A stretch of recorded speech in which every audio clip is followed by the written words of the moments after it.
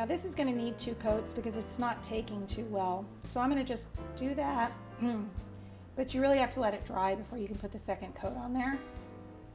So I'm just going to paint a section of it and I'm going to let it dry and we'll come back to it. And then we'll finish that one up. Okay.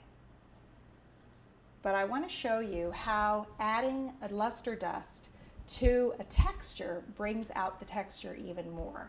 So we're going to get, I'm going to start again with the white. And I'm going to do a tiny little clutch and I'm going to add some texture to it and then I'm going to add the luster to it and you're going to see how the texture is, you can kind of see it when it's just white, but how much more you can see it when it's actually luster dusted. So let me do this, a little clutch. I'm going to do like I showed you, just roll it out kind of flat. And this one I want to be a little rounded clutch, so I'm going to keep that kind of rounded shape. And then I'm going to do this one again, flatter, so it has the, and then I'm going to take my cutter and cut around to make this like that. Okay. Now before I fold it, I'm going to give it the texture like the chenille. So I'm going to do, but I'm going to do these pretty close together. Like this. And then I'm going to go the other way. Like that. Okay, and then kind of lost a little of my texture here, so I'm going to put that, hit that little part again so they're in there. Then I'm going to take this part over and I'm going to flip it over, but I don't want this part to have the texture on it. I want this part to just look like it's had a seam. So I'm taking again my little tool and I'm just going to run it along the top like this and it looks like it's been sewn. Paint it.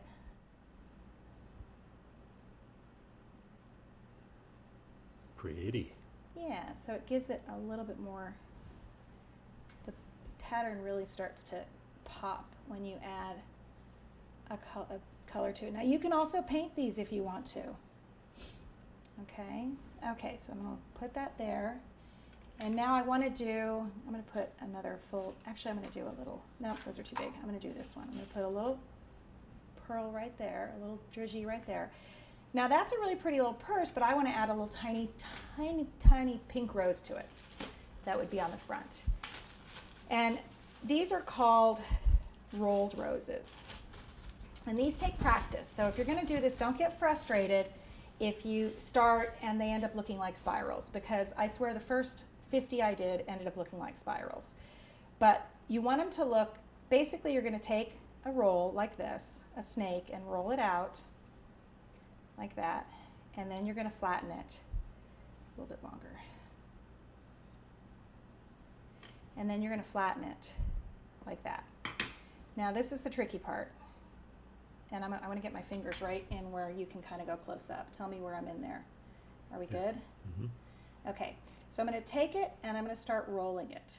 Okay, and I'm rolling it in on itself like this. But as I'm doing it, I'm taking this finger and I'm kind of opening it. So it opens like that as I roll it around. And you can see it makes kind of a cute, just little rose. Like that. Can you see that? Mm-hmm. Okay. But it's got a long point on the end. Right there, can you see that? Yep. Okay. So that's going to be, that's too big. So I'm going to take it and I'm just going to cut that off right there. Cut that little point off. And so now it's got a smaller point. I still want it to be a little bit of a point to it because I want it to go into the purse so it actually sticks. So I'm giving it another, even though I cut it flat, I'm giving it another little rolling around, giving it another little point on the end. And then I'm going to take a toothpick and I want to put it right here. So I'm going to make a little hole in my purse right there. Because I want the little point to go into the hole. Because otherwise, if you just try to stick it flat on top, it's going to flop off. Then I'm going to take a little bit of water and I'm going to drop a little bit of water in the little hole. And sometimes with these tiny little things, it works for me. I take a toothpick and I'm just going to stab a toothpick right into the center of it. Can you see where I put the toothpick? Oops. Are you counting how many times I'm dropping things? Not yet. Okay, don't start. So you can see how I put the toothpick right into the center of the rose. That helps me control where I'm putting it. So I'm going to put it right in there, and I'm just going to jam it right in. And then in order to get the toothpick out, I'm going to spin it. Quickly. And there, you see you've got your little rose on there. Yay.